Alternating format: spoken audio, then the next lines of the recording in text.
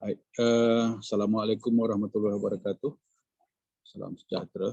Jadi malam ni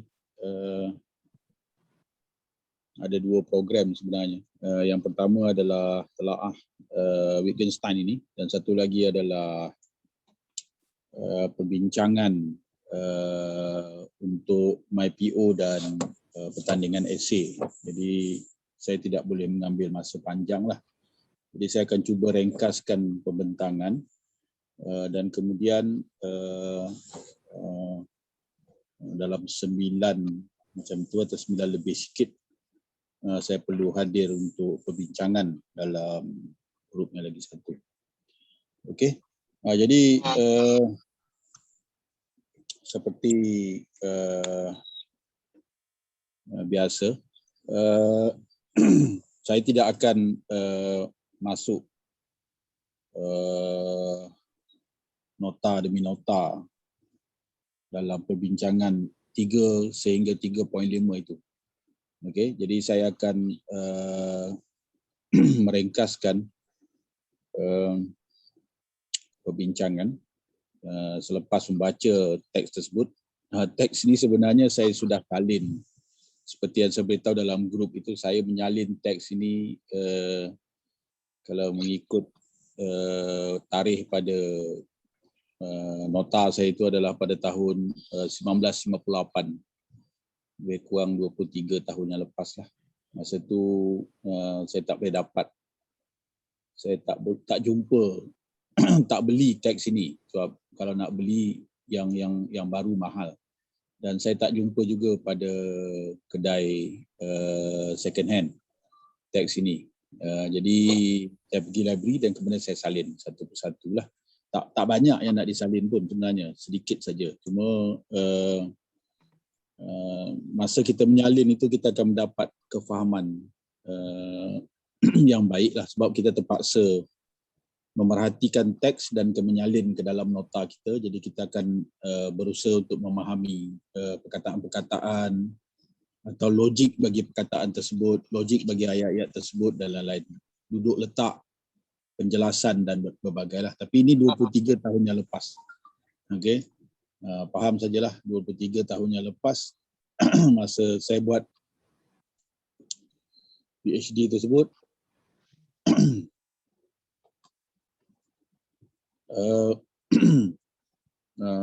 Mujur saya buat matematik lah. Bila saya buat matematik, jadi banyak daripada apa yang dibincang oleh Wittgenstein adalah perkara-perkara yang agak bermatematik, tapi bukan matematik jenis yang inilah, matematik yang lain. Okey. Tapi contoh-contoh tu dapat saya perhatikan lah.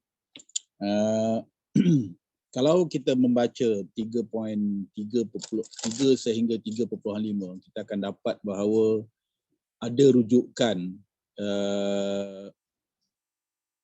sekali, 2 kali atau 3 kali atau 4 kali kepada 2 nama yang besar, iaitu Russell dan yang kedua Frege. Okey. Walaupun Russell menulis Principia Mathematica bersama Whitehead, tetapi nama Whitehead tak timbul lah. Okey. Jadi mungkin ketika rujukan banyak pada masa 1913-14 itu, buku Principia Mathematica tu dirujuk sebagai karya Russell, bukan karya Russell dengan Whitehead. Ini yang masalah lain lah. Jadi tidak ada masalah sebenarnya kalau kita nak membuktikan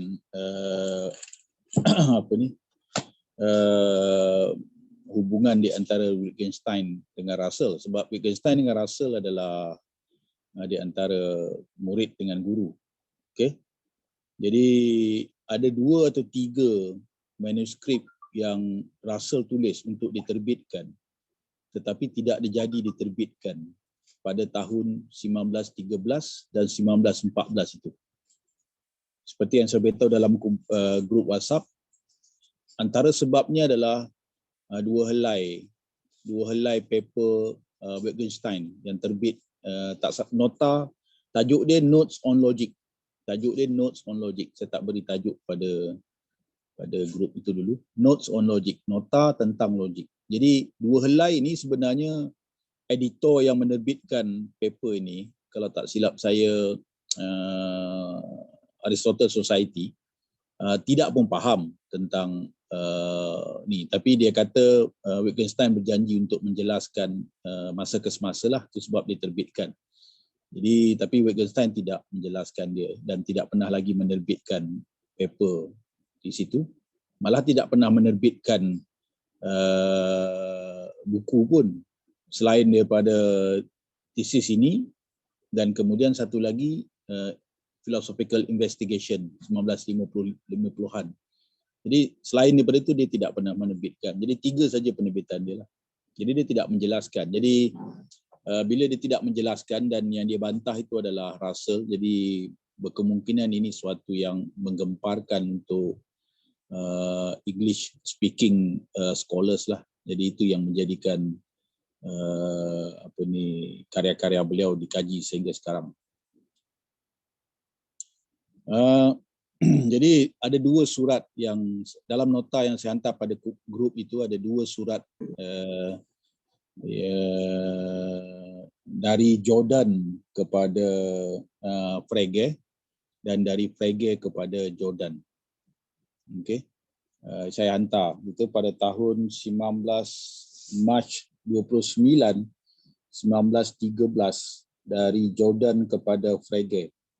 Okey, ditulis di situ Wittgenstein and I were rather distort to think that you might be doing.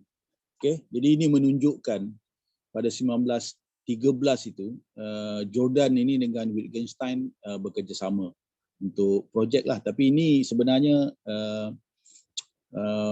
saya belum jumpa pada banyak rujukan berkenaan Wittgenstein lah, hubungan dengan Jordan, apa yang dia buat. Pada lagi satu adalah pada muka surat 81 himpunan surat-surat Frege. Okey. Pada 28 bulan 1 1914 Frege menulis kepada Jordan. Okey. Pada perenggan yang kedua itu ditulis, "From your letter, it seems to me that Wittgenstein is back in Cambridge." Okey. Jadi ini menunjukkan bahawa pada masa itu, walaupun Wittgenstein semasa itu baru tahun 1 atau tahun 2 PhD, tapi mungkin komunikasi peribadi dia dengan atau surat menyurat dia, tapi tak ada pula surat dia dengan Frege, ada menyatakan kritikan-kritikan tertentu kepada tulisan-tulisan Frege. Tulisan Russell kita tahulah, kita boleh kita boleh dapat dalam buku ini, Theory of Knowledge, yang tidak diterbitkan, manuskrip 1913, dan diterbitkan tahun 80-an. 3 bab daripada buku ini, iaitu bab 7, 8 dan 9 adalah reaksi Russell kepada kerja-kerja Wittgenstein, 3 bab pada tahun 1913. Jadi ini menunjukkan satu manuskrip dan 2 surat ini menunjukkan bahawa sebenarnya Wittgenstein sedang menguasai pemikiran Russell dengan Frege, dan malah dia pun kata bahawa dia satu-satunya manusia yang faham apa dia yang ditulis pada Principia Mathematica. Okey, jadi ya, kalau sesiapa yang berminat untuk hadir seminar Wittgenstein, 4 tahun sekali ada seminar Wittgenstein, tak salah saya di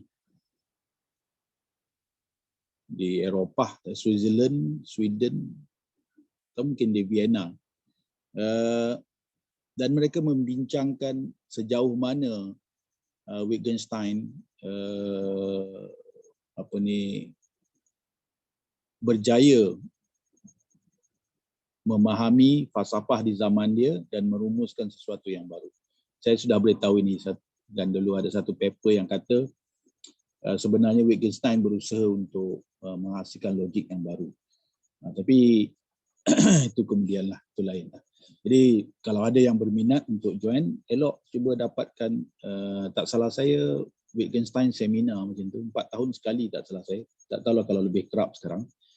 Untuk melihat macam mana berkembangnya idea-idea beliau. Dan ada kita dalam PPAPM ada satu lagi grup, iaitu grup Telaah Wittgenstein. Kita akan bermula dengan buku yang tidak popular, iaitu Culture and Values. Okey, sebab ini akan membantu melihat bagaimana Wittgenstein melihat sains sosial.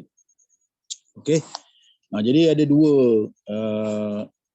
nota yang saya beri selain daripada dua surat itu.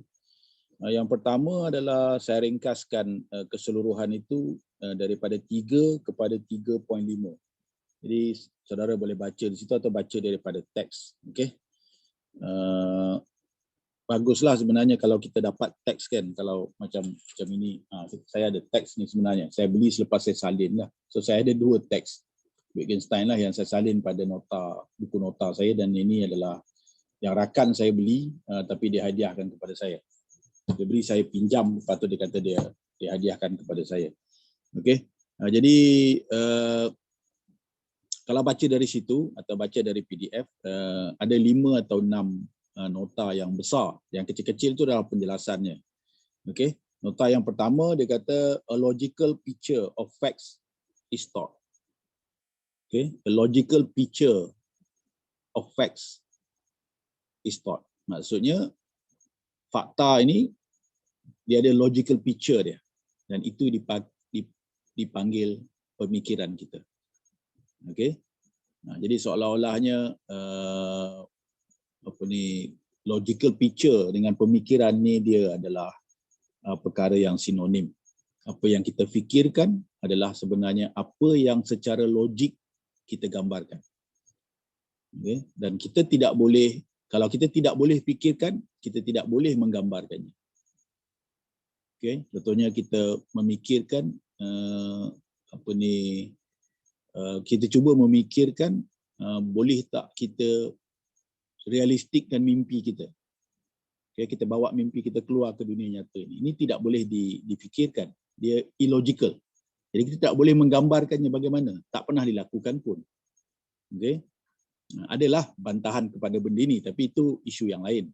Isu yang pertamanya adalah apa dia pemikiran kita. So pemikiran adalah logical facts atau logical picture of facts atau proposition dan lain-lain lah. Itu bergantung kepada istilah saja sebenarnya. Yang perkara yang paling penting sekali dipikirkan untuk memahami ini adalah sebenarnya berfikir dan pemikiran itu apa. Itu yang paling penting sekali. Berfikir, sebenarnya kita memikirkan apa. Dan kemudian proses kita berfikir itu bagaimana. Ini patut dijelaskanlah. Kalau kita nak merujuk kepada sarjana yang lain, mungkin pada saya lah. Husserl adalah orang yang di antara paling berjaya menjelaskan perkara inilah, yang mencipta falsafah fenomenologi. Okey, beliau menjelaskan bagaimana sebenarnya satu-satu objek itu dicerap oleh akal, pemikiran kita, dan kemudian melalui proses-proses tertentu kefahaman kita berkenaan objek itu ada di dalam fikiran kita dan kita boleh keluarkan. Malah kita baiki pemahaman itu dari masa ke semasa. Kadang-kadang dia hilang kalau kita lama tak guna, kadang-kadang dia dia kekal dan kemudian dia dikukuhkan. Okey, kadang-kadang dipecah-pecahkan, kadang-kadang dikukuhkan. Jadi ini adalah proses berfikir yang sebenarnya dah dibincang. Immanuel Kant pun dah bincang, Hegel bincang, Husserl bincang, Heidegger bincang. Tapi yang dibincang secara ringkas sebegini adalah oleh Russell sendiri bincang Wittgenstein. Wittgenstein membincangnya secara ringkas dan maksudnya seperti aksiomatik dia tulis. Okey. Okey, yang kedua saya tidak akan masuk semua. In a proposition a thought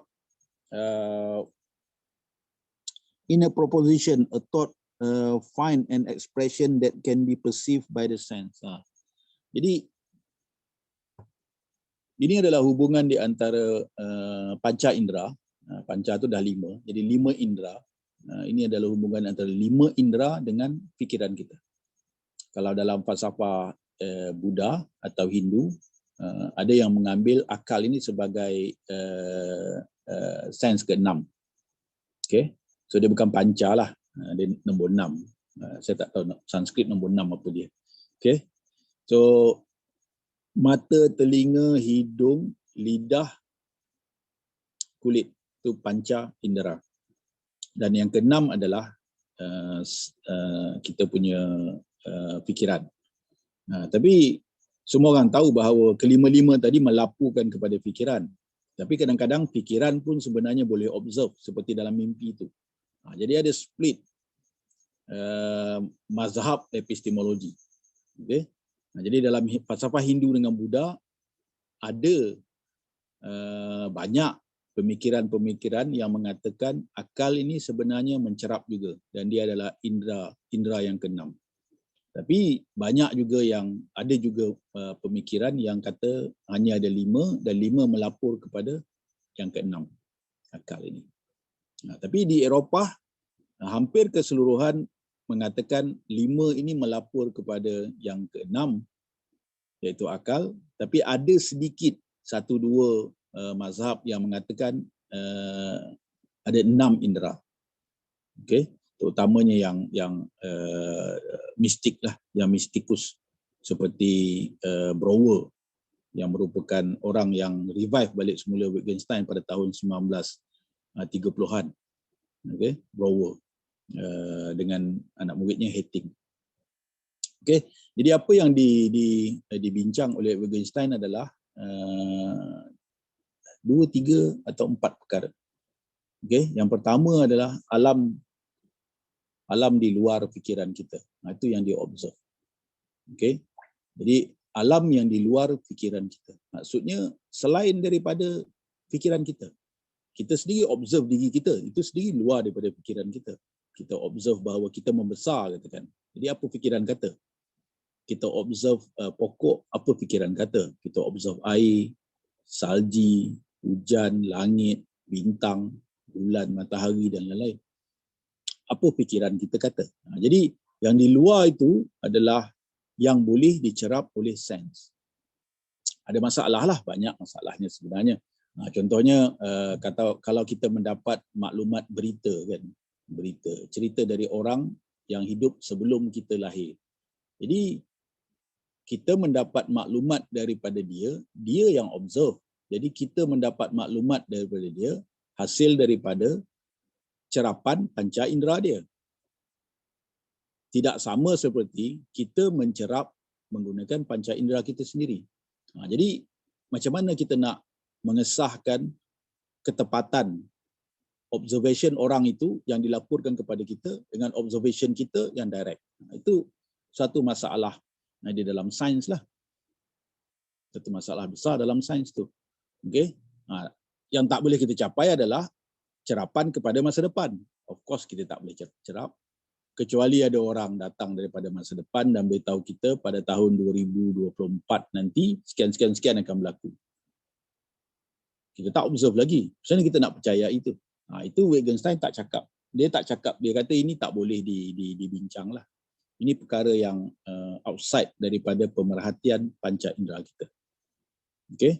Atau sebenarnya pada waktu yang sama, seseorang melaporkan dari 1000 kilometer daripada kita tentang sesuatu event, dia hantar gambar ke video dan kita melihat video itu berdasarkan laporan orang itu. Adakah kita boleh direct percaya perkara itu berlaku atau kita boleh membina suatu tata cara untuk menunjukkan perkara itu betul kalau mematuhi tata cara dan tidak betul kalau tidak mematuhi tata cara itu. Ini masalah sains. Masalah macam mana kita memproses maklumat. Okey. Selain daripada masalah yang kita tak boleh capai lah. Contohnya katakan macam mana kita nak tahu bahawa Tuhan itu wujud. Sains kita tidak boleh capai. Okey. Yang boleh capai secara logik adalah akal kita. Sains kita tidak boleh capai. Kita tidak boleh menghidu, tidak boleh melihat, tidak boleh. Walaupun orang lain mengatakan, kita akan jawab kepada dia, kamu pun tidak boleh sebenarnya memahami. Yang kamu direct, yang kamu dapat adalah daripada kefahaman secara logik. Okay? Bantahan-bantahan terhadap direct logik. Itu saja yang boleh dilakukan. Jadi macam-macam lah. Jadi ini yang sebenarnya satu daripada perkara yang Wittgenstein ceritalah, iaitu alam di luar. Yang kedua yang dia ceritakan adalah alam di dalam fikiran kita. Okay? Selepas 5 atau 6 kita punya indera ini, observe, dan indera ini direct melaporkan kepada kita. Dulu kan dalam grup itu timbul tentang isu kesedaran kan. Saya kata sekarang ini kesedaran dikaji secara psikologi dan ada beberapa penyelidikan tentangnya dan sangat mengagumkan lah. Saya belum tengok buku tu untuk laporkan lah. Nanti kemudian lah. Okay, kalau ada perbincangan ke atau present paper ke macam mana. Okay. Jadi bila 6 indera ini atau 5 tambah 1 ke 6 ini mencerap alam sekeliling ini yang telah kita percayai dia wujud, dia membentuk suatu objek atau suatu entiti atau suatu juzuk atau suatu intipati di dalam fikiran kita. Contohnya kalau kita perhatikan ikan berenang di dalam kolam kan. Jadi bila kita kalih mata kita ke tempat lain, apa sebenarnya yang ada dalam fikiran kita? Adakah fikiran kita akan cakap ada ikan berenang di dalam kolam? Itu ayat. Ikan berenang di dalam kolam. Okay? Atau adakah kita boleh repeat balik semula pergerakan ikan di dalam kolam itu di dalam fikiran kita? Ini sebenarnya dah kalau Ibnu Sina ini dia kata ini adalah teori bayangan. Okay? Teori bayangan. Istilah dia bayang. Terjemahan Melayunya teori bayangan lah. Okay? Ada bayang-bayang di dalam fikiran kita yang seperti atau menyalin perkara yang sebenar ikan berenang di air. Okay? Ada bayang-bayang di dalam fikiran kita. Tapi fikiran kita akan memadamkan banyak benda lah. Contohnya fikiran kita akan memadamkan permukaan air. Tak tahulah kalau fikiran kita cukup kuat untuk menyalin. Fikiran kita akan memadamkan rupa sisik. Mungkin. Tak tahulah kalau fikiran kita dengan baik akan menyalin sisik tersebut. Ada berapa tahap, ada berapa baris sisik ikan itu. Itu cukup bagus. Atau fikiran kita akan memadamkan ikan kecil di sebelah ikan besar itu. Dan lain-lain, dasar kolam dan lain-lain. Warna air. Tapi kalau fikiran kita cukup kuat, dia akan membayangkan keseluruhan perkara itu. Itu cukup baguslah. Okey. Di mana kekuatan akal amat tinggi dan dia mahu memerhatikan keseluruhan benda. Okey. Ini penting sebab tolong hidupkan dia, Dik. Eksperimen dilakukan bahawa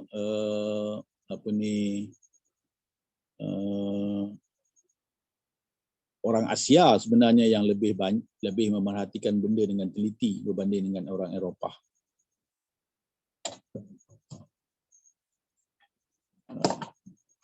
Sekejap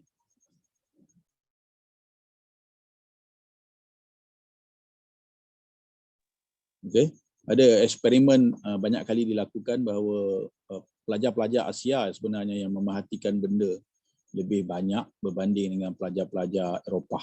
Pelajar Eropah selalunya dia hanya memerhatikan perkara yang dia nak perhatikan saja dan memadam yang lain-lain.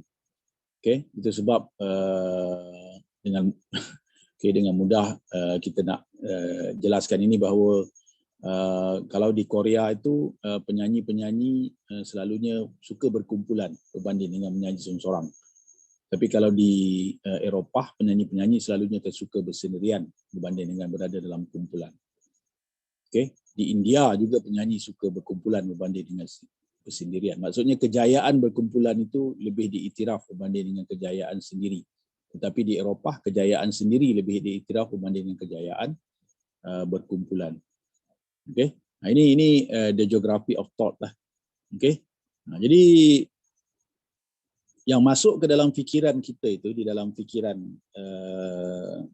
dalaman kita itu, ada beberapa benda yang masuk. Ini sebenarnya sudah kalau tengok nota saya itu yang kedua, sudah masuk kepada perbincangan Wittgenstein di dalam philosophical investigation atau dalam Husserl phenomenology of scientific development, atau dalam Frege pun sudah ada tak salah saya foundation of geometry. Okey. Jadi ada banyak teori lah. Okey, kalau dalam Derrida pun ada, dalam siapa ni, Sozo pun ada benda ini.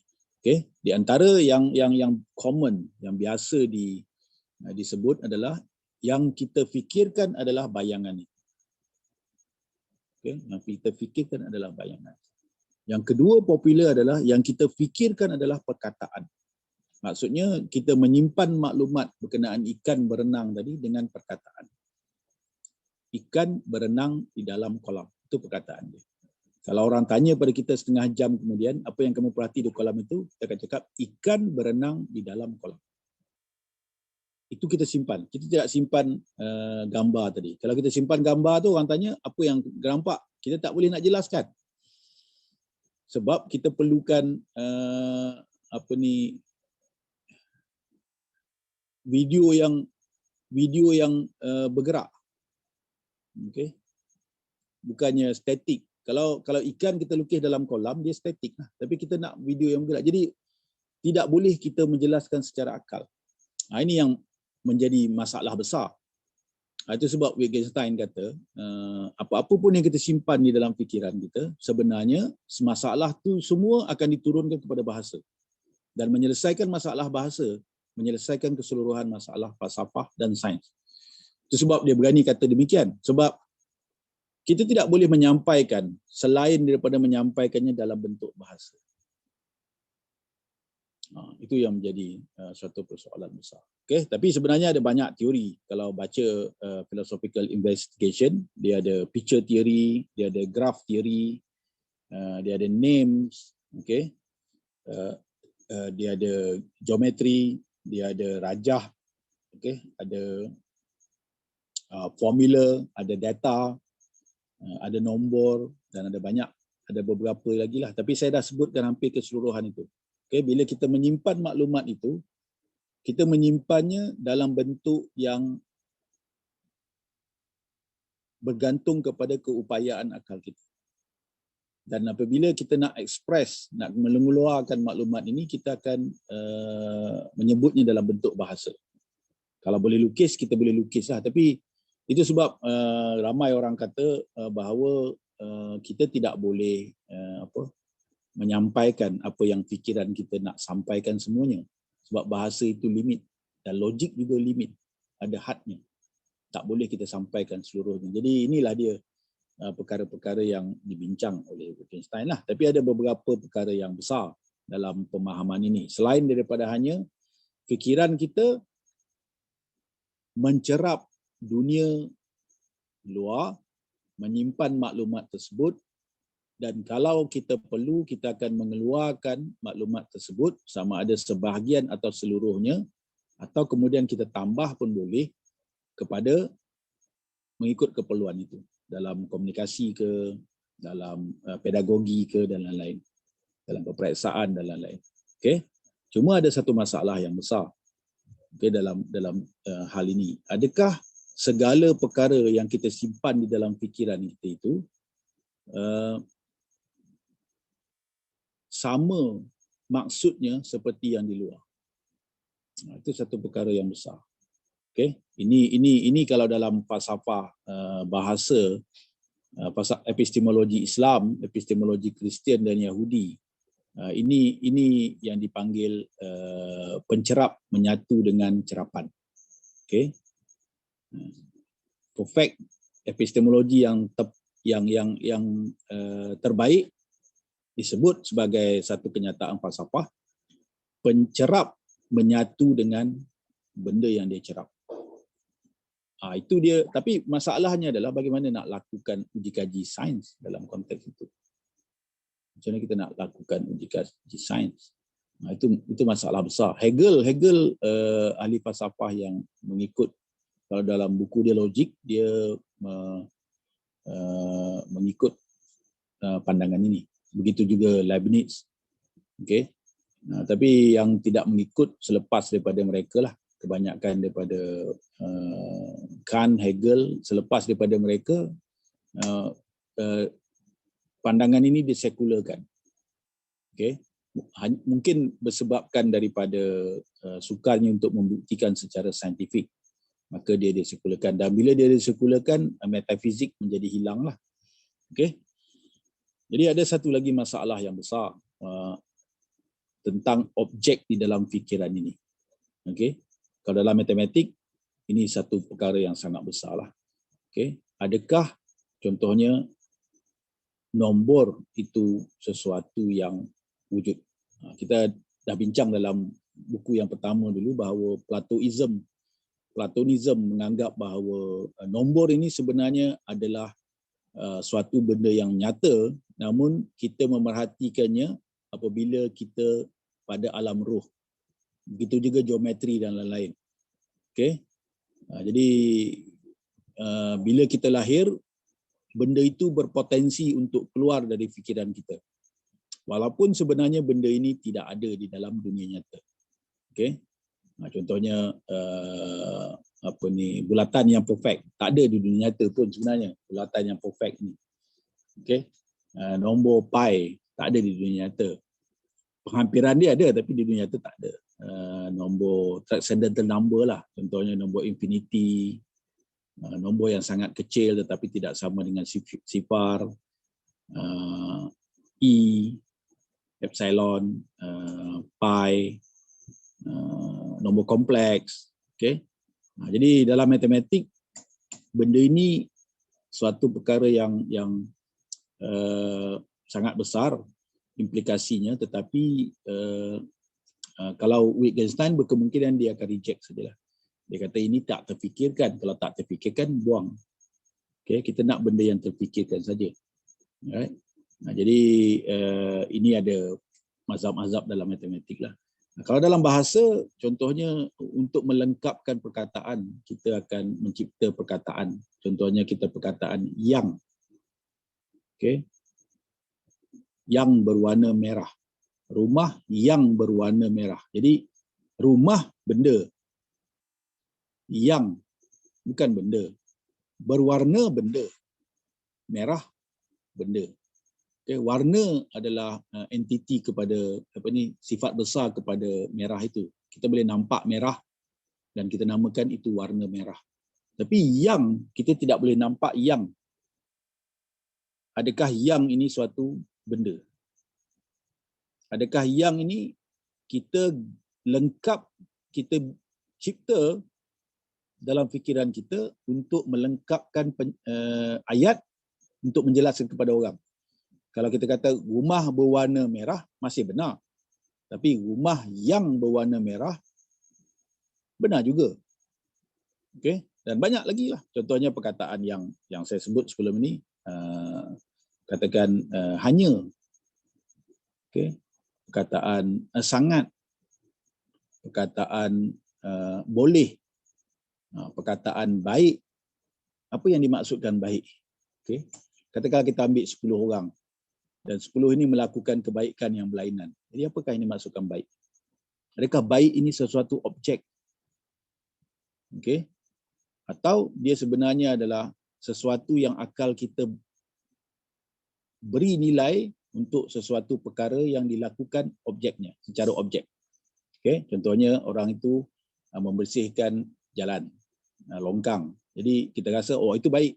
Ada orang pula dia membuang kayu dari jalan raya. Itu baik. Tapi mana yang lebih baik? Ini ada perbahasan-perbahasan yang inilah. Ini yang berkemungkinan perkara-perkara yang dikembangkan. Okey. Jadi itu. Kalau dalam matematik, di antara yang merupakan masalah besar adalah walaupun akal kita boleh mencipta benda, tetapi benda ini boleh direalkan. difisikalkan. Contohnya Mobius strip, jalur Mobius yang kita ambil satu jalur, lepas tu kita twist, kita koyakkan satu string, lepas tu kita twist, lepas tu kita klipkan. Jadi kalau semut berjalan dekat string itu, dia tidak boleh keluar langsung. Sebab itu adalah dua dimensi reduce kepada satu dimensi. Jalur Mobius ni adalah dua dimensi transfer kepada satu dimensi. Ini adalah konsep manifold yang ditemui oleh Mercator. Tapi sebenarnya kalau dalam tamadun Islam, dia sepatutnya disebut sebagai ditemui oleh pencipta globe yang pertama dalam tamadun Islam. Saya lupa nama dia. Pelukis peta dunia yang pertama, kurun yang ke-9 tak salah saya. Saya lupa nama dia. Betul-betul lupa. Nama dia ringkas saja.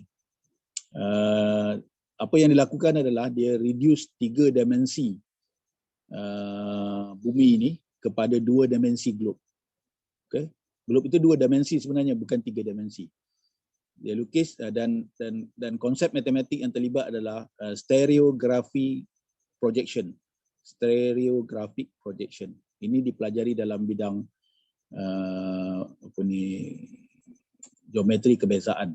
Differential geometry. Kita akan belajar ni banyaklah kalau dalam matematik. Okey.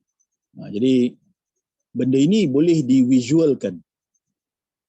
Okey, kalau Klein bottle satu lagi lah contohnya. Benda ini boleh dibuat pada dunia nyata, tetapi nak melakukannya secara matematik hanya boleh berlaku di dalam fikiran, tidak berlaku di dunia nyata. Okey, maksudnya dia bergerak daripada akal kepada fizikal. Kalau yang awal tadi daripada fizikal kepada akal. Ini yang akal kepada fizikal. Okey. Kejap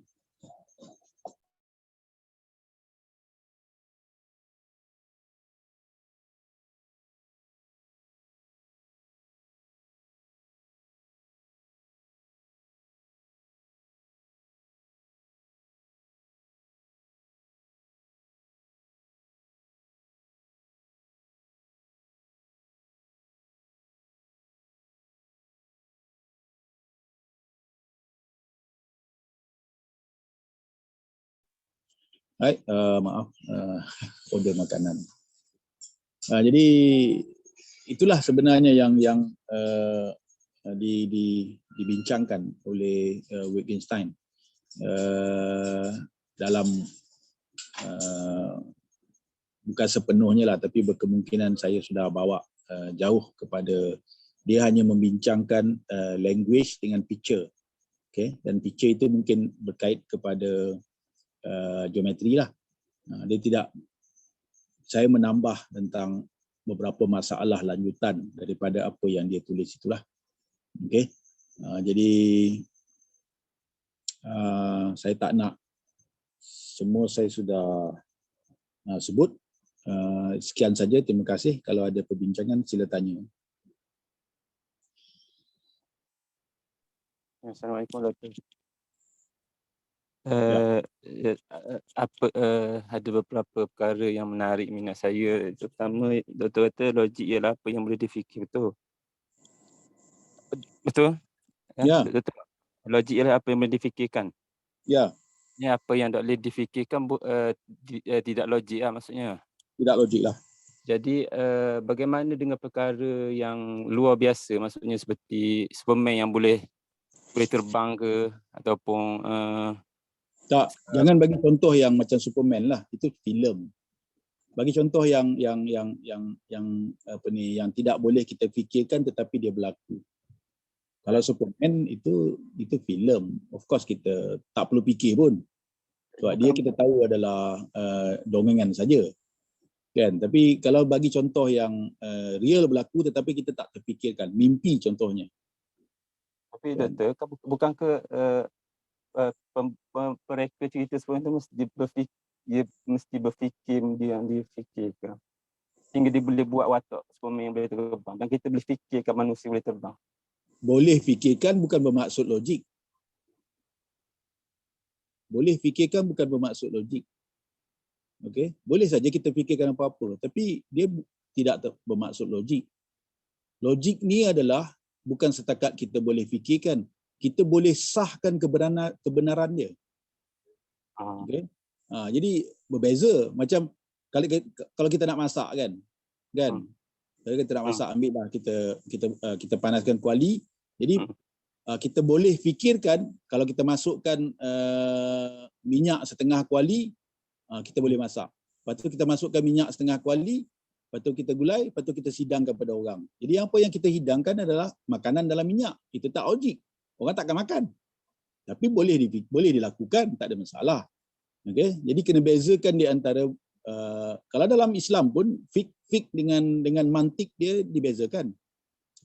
Boleh fikir, okey, tapi adakah dia logik atau mantik mengikut undang-undang mantik? Itu benda yang berlainan lah. Okey. Jadi macam Wittgenstein ini dia mahu menjelaskan perkara tentang sains sebenarnya. Tentang adakah logik ini menyokong sains. Jadi dia mesti memahami apa dia logik dahulu. Bukan itu sebab dia takkan cakap benda-benda yang lain lah. Dia takkan cakap tentang psikologi, katakan. Dia tak cakap tentang bahasa banyak. Dia cakap pasal fakta-fakta yang kita ambil sebagai pengetahuan. Dan kemudian bagaimana kita melakukan sesuatu agar pengetahuan kita ini terjamin sebagai benar dalam waktu tempoh yang agak panjang. Dan itu yang dipanggil sains dalam bahasa Latin lah, dari ilmu dalam bahasa Arab, episteme dalam bahasa Greek, pengetahuan dalam bahasa Melayu. Ini sebenarnya yang mahu dia bincang lah. Okey. Cuma ada lanjutan sikit. Kalau contohnya seperti orang yang dicampur dalam api tapi tak terbakar tu macam mana? Apa dia? Orang dicampur dalam api tapi tak terbakar ataupun itu kan tidak logik. Kan itu kalau Wittgenstein dia akan kata itu tidak logik. Kena guna benda yang lain untuk menjelaskan benda itulah. Tapi bukan logik. Sebab api sifatnya membakar. Jadi kalau kita campak sesuatu dia akan bakar. Itu prinsip itu. Jadi kalau contohnya macam mukjizat Nabi Ibrahim tu macam mana? Maksudnya tak logik. Memang saya dah katalah dia tidak masuk dalam logik. Kalau baca tentang pertemuan perbincangan di antara Al-Farabi, Ibnu Rushd dengan Ibnu Arabi, kan? Kononnya mereka ada bertemulah, tapi ini hanya dilaporkan, tidak ada perkara yang menunjukkan dia benar berlaku. Tapi mungkin perkara ini berlakulah, dilaporkan Ibnu Arabi cebok air kan, cebok air di dalam bilik mandi, dia letakkan cebok air itu di atas dada dia dan cebok air itu tidak jatuh. Okey. Kemudian dia tanya Ibnu Rushd, dia tanya Ibnu Rushd, kamu tahu tak kenapa cebok air ini tak jatuh? Kan? Dia sebenarnya nak menyangkal logik Ibnu Rushd. Okey? Sebab disebabkan berat atau nama modennya graviti, cebok air itu akan jatuh pasti. Jadi Ibnu Rushd sepatutnya menjawab bahawa semua benda apa yang kamu lakukan ini tidak logik.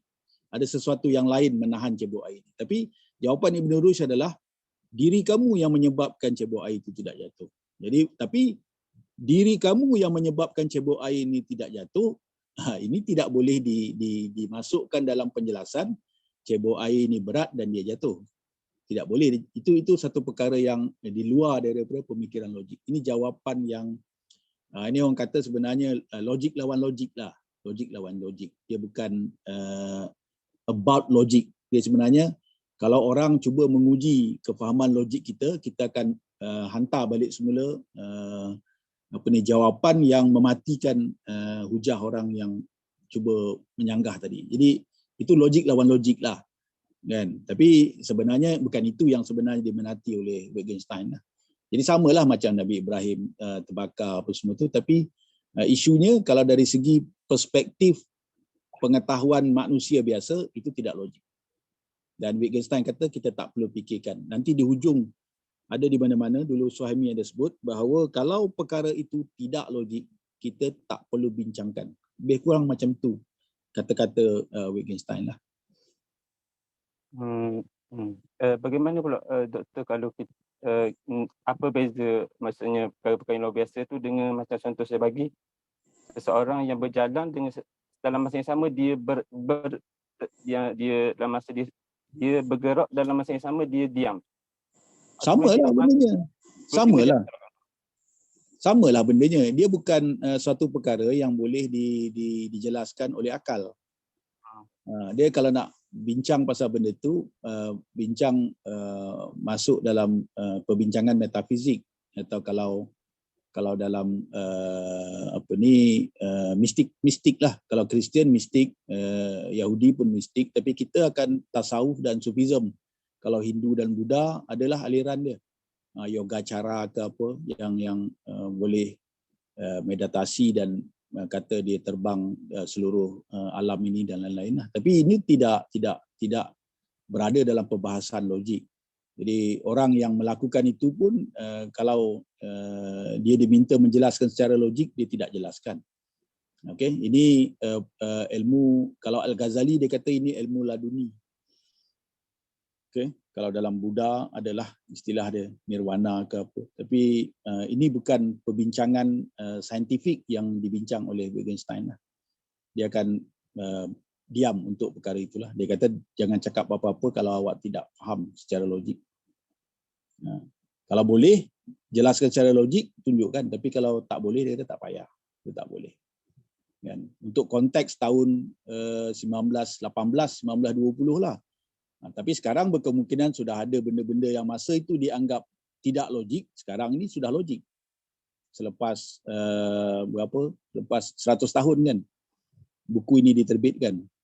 Buku ini 1921 diterbitkan. Jadi selepas 100 tahun tu berkemungkinan ada benda yang macam quantum mechanics katakan. Okey, quantum mechanics yang menerima keserentakan berlaku benda yang bertentangan.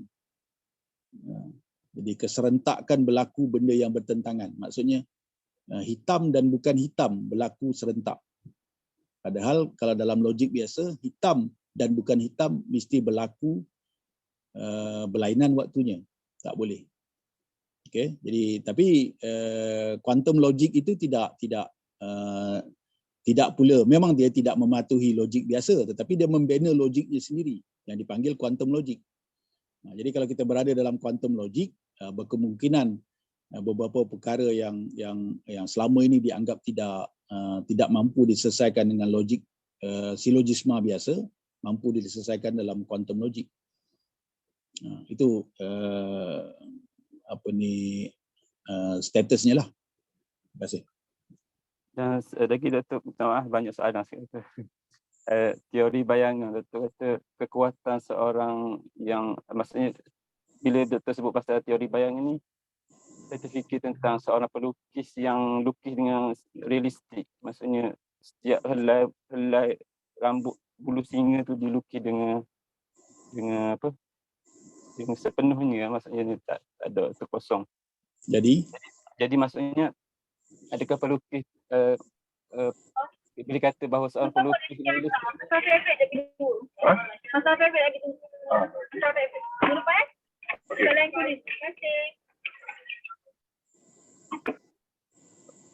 jadi adakah dia kata bahawa pelukis yang berlukis dengan realistik ni boleh kata akal dia kuat ataupun macam mana?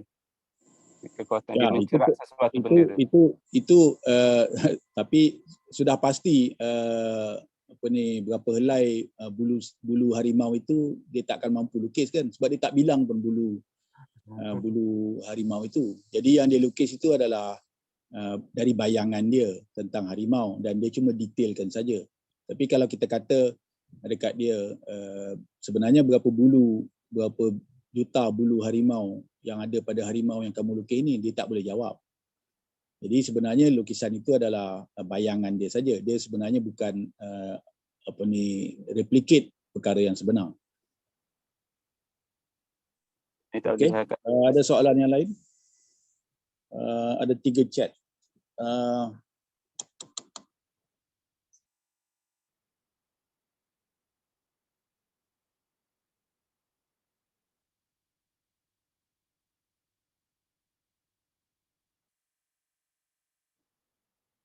Saya tidak berapa, saya ada baca Mainong ni tapi saya tidak berapa, sebab dia ni kemudian tidak berapa mengikuti.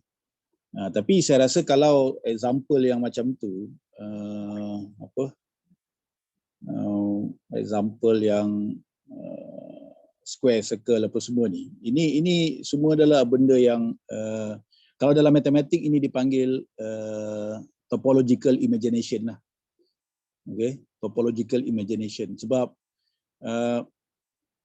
perkara itu boleh dirumuskan secara matematik, tetapi dia tidak berlaku pada dunia nyata. Itu yang saya kata tadi tu. Okay, perkara itu boleh kita rumuskan secara matematik. Right? Tetapi bila kita uji, kita cuba buat model fizikal kepada perkara itu, dia tidak berlaku. Banyak daripadanya tidak berlaku di dunia nyata. Tadi itu 1-2 yang berlaku itulah yang mencabar bidang topologi itu. Macam apa tadi itulah jalur Mobius dengan bottle Klein.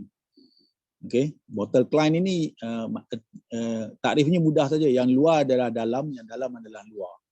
Jadi dalam botol itu adalah luar botol, luar botol itu adalah dalam botol. Cuba rujuk dalam internet lah, Klein bottle. Jadi ini geografi atau geometri yang menyanggah geometri biasa. Okey. Tapi walaupun dia menyanggah geometri biasa, tetapi dia boleh dikuantitikan, dia boleh dibuat bottle Klein ini boleh. Atau kalau dalam internet tu kan ada kadang-kadang yang orang naik tangga, lepas tu dia turun balik secara tak sengaja. Dia sepatutnya naik tangga tetapi sebenarnya dia turun tangga. Atau air terjun yang jatuh ke bawah tetapi kemudian berada di atas balik semula. Jadi perkara-perkara yang macam ni topological imagination. Ada bidang matematik khusus tentang benda ni lah, tapi tidak popular dalam bidang yang lain lah. Ada orang angkat tangan. Sambungan daripada soalan daripada tu.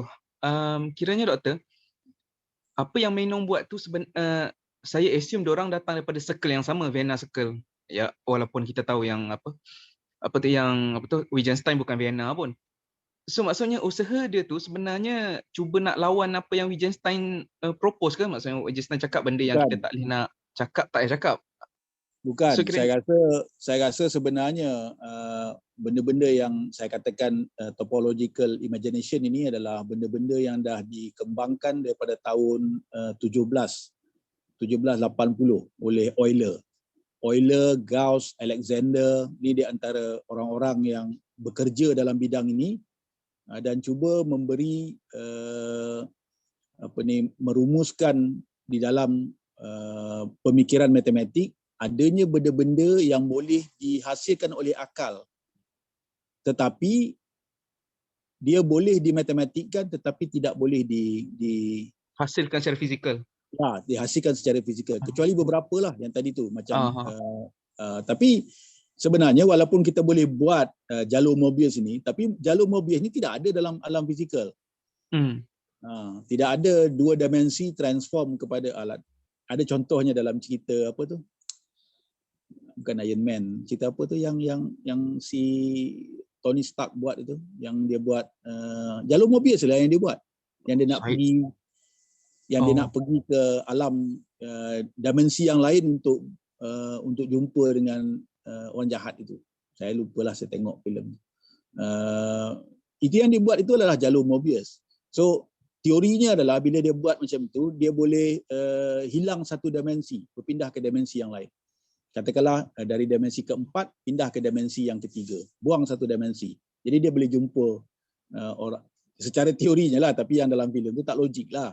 Itu dilakukan kelakar aje. Kalau kita baca balik, tengok balik semula dan baca tentang teori itu, kita tahu ada perkara yang pelik dilakukan dalam filem itu dah. Kan? Tapi dalam filem itu ditunjukkan bahawa dia berlaku secara fizikal. Ini adalah saya rasa yang dilakukan oleh Mainong ini bukan untuk membantah. Dia mahu, dalam matematik ini dipanggil Platonism. Dia mahu menunjukkan bahawa adanya objek-objek akal ini yang realitinya tidak ada di dunia ini, tetapi ada di dunia lain dan kita boleh fizikalkan dia. So kiranya kerja-kerja puak-puak menong ni dia bukanlah nak bantah apa Wittgenstein, cuma beza arah je lah. Ya, I don't think dia membantah Wittgenstein. Wittgenstein sebenarnya walaupun dia bukan dalam Vienna Circle tapi dia dipanggil 2 atau 3 kali memberi kuliah lah. Dan paper dia yang 2 helai itu, 2-3 helai itu adalah hasil pembentangan dia dalam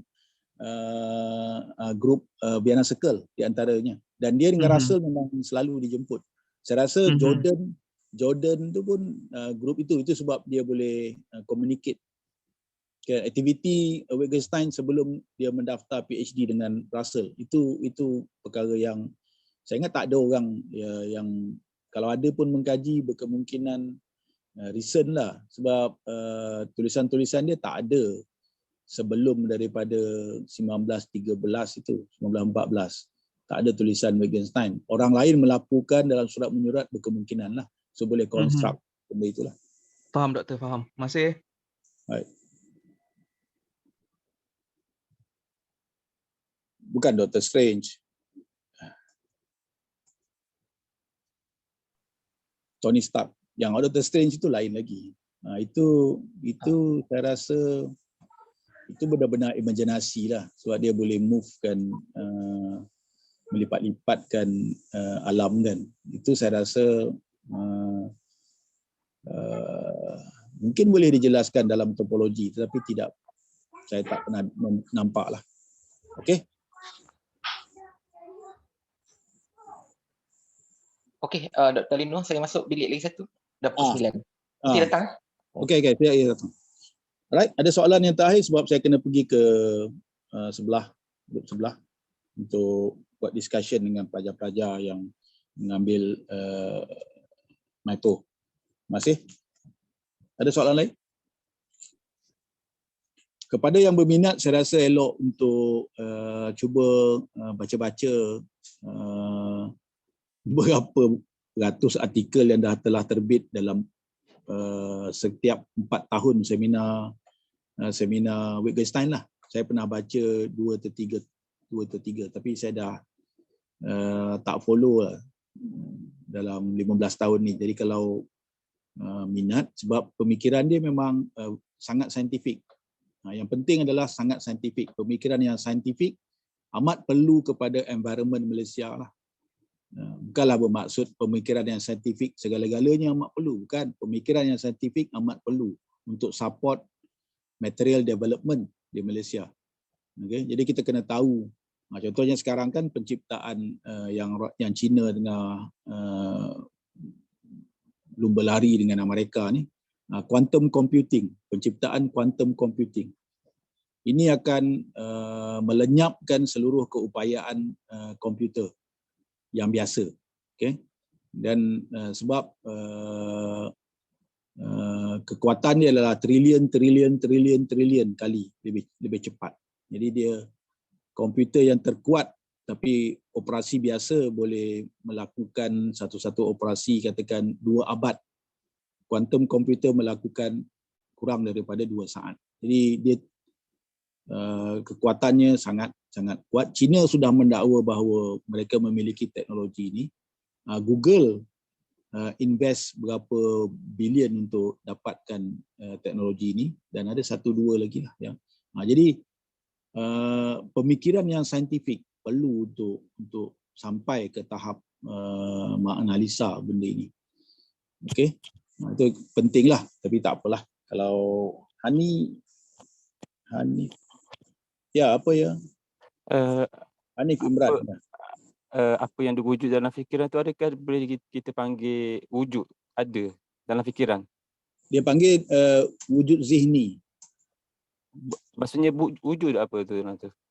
Tak, dia sama tadi itulah, yang kalau kita percaya bahawa wujud dalam fikiran itu sesuatu yang material, isu dia adalah material atau tidak. Tapi bukan isu dia wujud. Dia wujud, of course dia wujud. Sebab fikiran kita memikir tentang dia. Tapi adakah dia wujud material? Tak kisah materialnya sama dengan material ini atau material yang lain. Tapi adakah dia wujud material? Konsep material dia tak kisahlah. Macam kita berjalan-jalan di dalam mimpi kita kan. kita nampak katakan nampak bas lalu, nampak motosikal lalu. Adakah motosikal, bas itu sebenarnya wujud material di dalam alam mimpi kita? Walaupun tidak ada di alam fizikal kita, tapi ada wujud di dalam alam mimpi kita. Ini yang sebenarnya dibahaskan. Tapi bila kita nampak motosikal, gambar motosikal wujud di dalam fikiran kita, itu memang wujud. Tapi di dalam mimpi kita, kita nampak motosikal. Kan? Adakah itu wujud? Dan dia tidak sama dengan motosikal yang lagi satu ini. Yang tadi itu kita cerap daripada alam fizikal. Dia ada wujud di luar dengan wujud zihni di dalam akal kita. Tapi wujud dia of course bukan motosikal lah. Dia sama ada gambar, bayangan atau perkataan. Tapi kalau kita melakukan satu-satu perkara yang lain daripada fizikal seperti pengsan, koma atau kita tertidur, dia ada kadang-kadang akal kita akan bawa satu keadaan di mana ada kewujudan ditunjukkan kepada kita. Tapi isunya, adakah itu suatu kewujudan di satu dunia yang lain atau suatu kewujudan yang akal kita projekkan ke depan berdasarkan manipulasi kepada pengetahuan lah. Itu kalau kita percaya ada kewujudan di dunia lain yang akal kita boleh observe, ini Platonism. Dia kata masa kita belum lahir ke dunia ini, Platonism kata akal kita berjumpa dengan semua benda ini yang jauh lebih luas daripada apa yang kita cerap di dunia fizikal ini. Jadi kita bila kita hidup di dunia fizikal ini, akal kita itu akan memberitahu kepada kita tentang perkara-perkara ini seperti nombor kosong, nombor infinity, pi, macam tadi tu Mobius strip dan lain-lain. Jadi kalau tanya kepada Plato tentang benda ini atau pengikut-pengikut dia kata ada pada dunia yang lain, bukan pada dunia yang ini. Di alam roh dia kata. Jadi ini perbahasan yang masuk teologi lah. Okey, saya ada event satu lagi. Boleh kita berhenti di sini? Okey. Boleh ya? Okey, boleh. Thank you. Assalamualaikum warahmatullahi wabarakatuh. Assalamualaikum.